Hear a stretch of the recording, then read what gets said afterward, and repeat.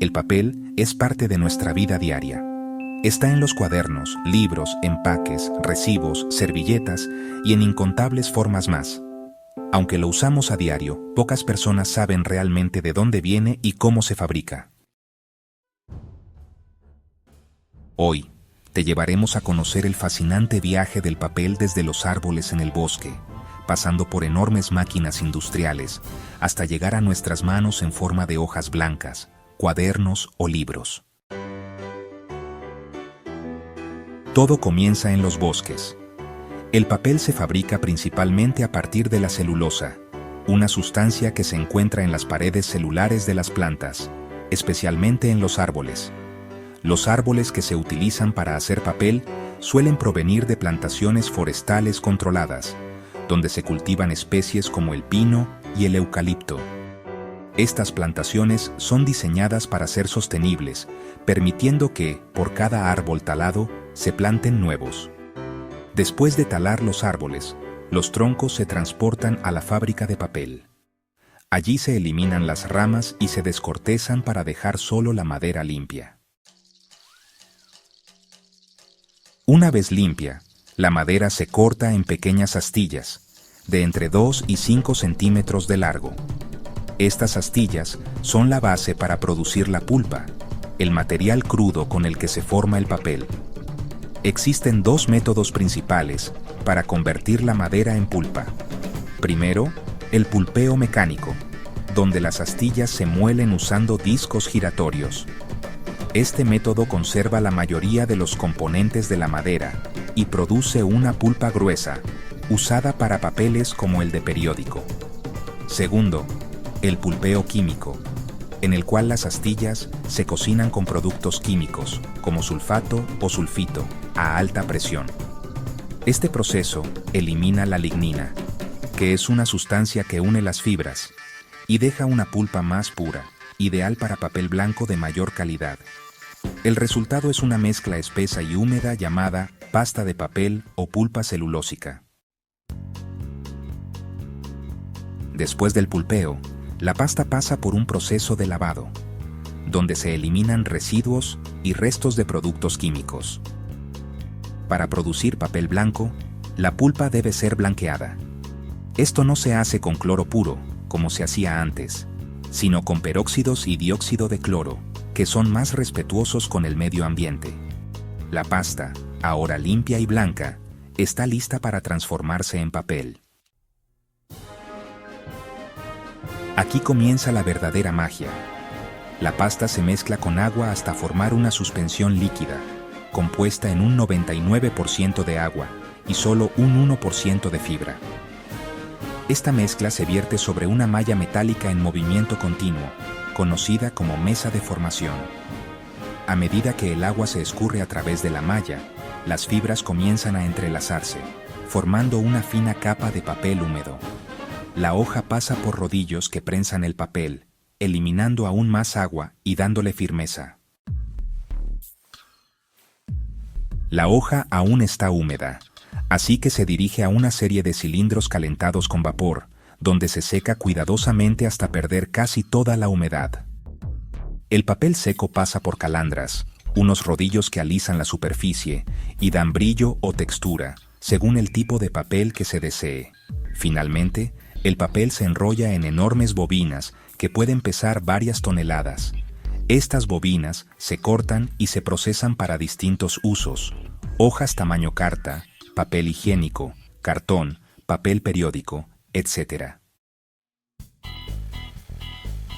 Una vez cortado, el papel se empaqueta para su distribución a imprentas, editoriales, oficinas o supermercados.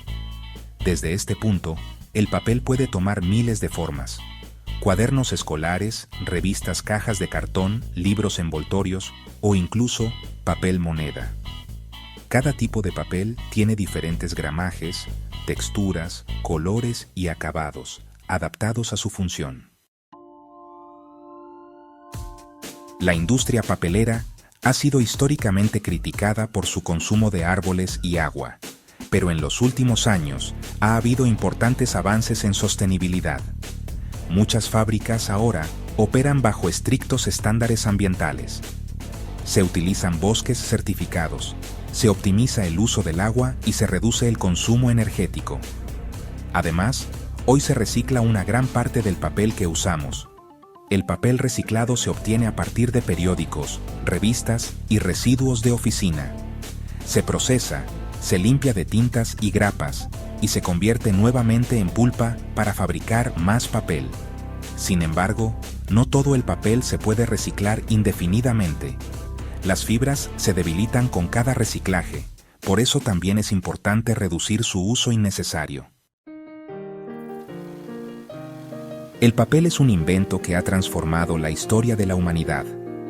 Desde los antiguos papiros egipcios hasta los modernos libros digitales, el papel ha sido testigo del conocimiento, la comunicación y la cultura. Ahora que conoces su proceso de fabricación, puedes valorarlo más y usarlo con responsabilidad.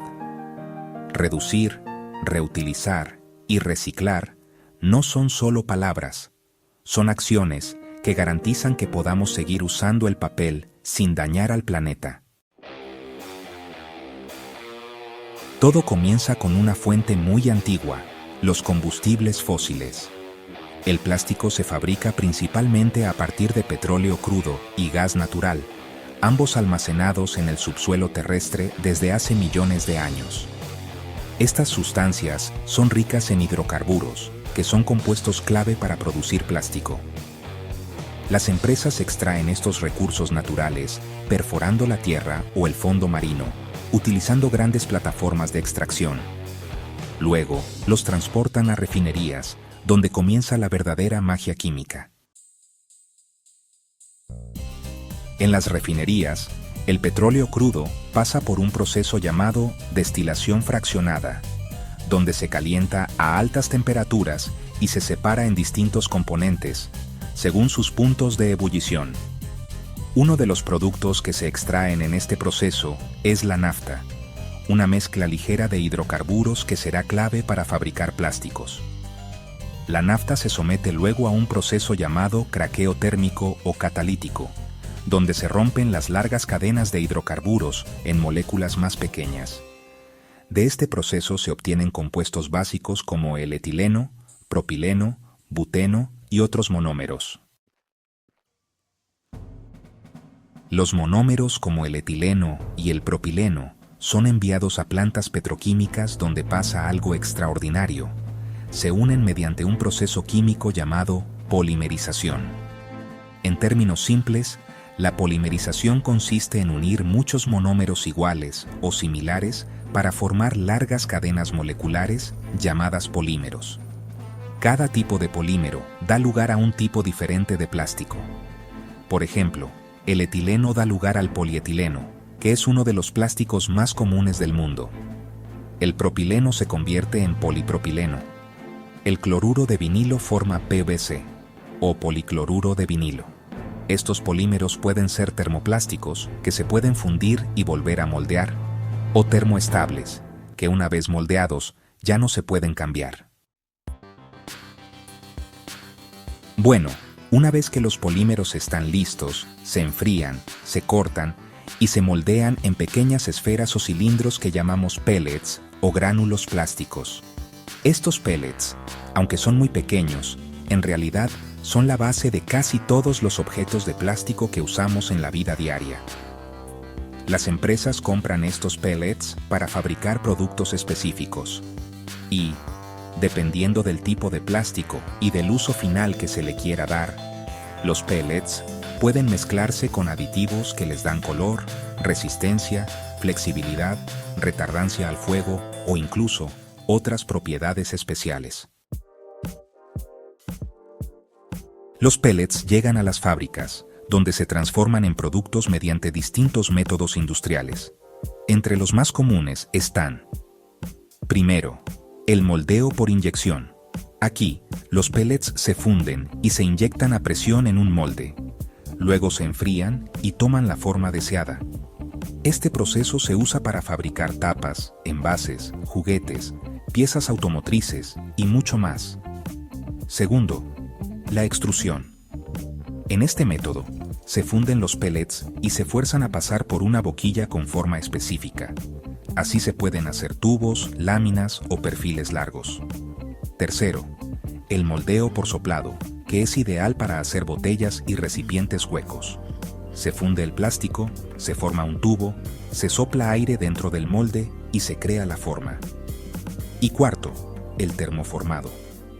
Aquí se calienta una lámina de plástico y se adapta a un molde mediante vacío o presión, lo cual es usado para envases, bandejas, vasos y más. El resultado final, pues, son miles de productos plásticos listos para ser empacados, distribuidos y utilizados en todo el mundo.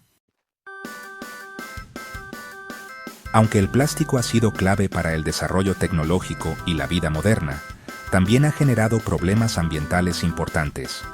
Muchos plásticos son desechables, pero su degradación natural puede tardar cientos de años. Gran parte del plástico termina en vertederos, ríos o mares, afectando gravemente la fauna, los ecosistemas y nuestra salud. En los océanos, miles de toneladas de plástico flotan y forman islas gigantes de basura. Aves, peces y mamíferos marinos consumen fragmentos de plástico, lo que causa enfermedades y muertes masivas. La buena noticia es que cada vez más personas y empresas están tomando conciencia del problema. Hoy en día existen alternativas como los bioplásticos, fabricados a partir de almidón, maíz o caña de azúcar.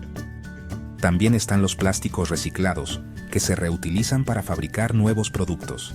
Además, la economía circular propone que los residuos se reintegren al ciclo productivo. Se promueve, además, la reducción del uso de plásticos innecesarios, la mejora de sistemas de reciclaje y la investigación en nuevos materiales biodegradables. Ahora que sabes cómo se fabrica el plástico, puedes ver este material con otros ojos.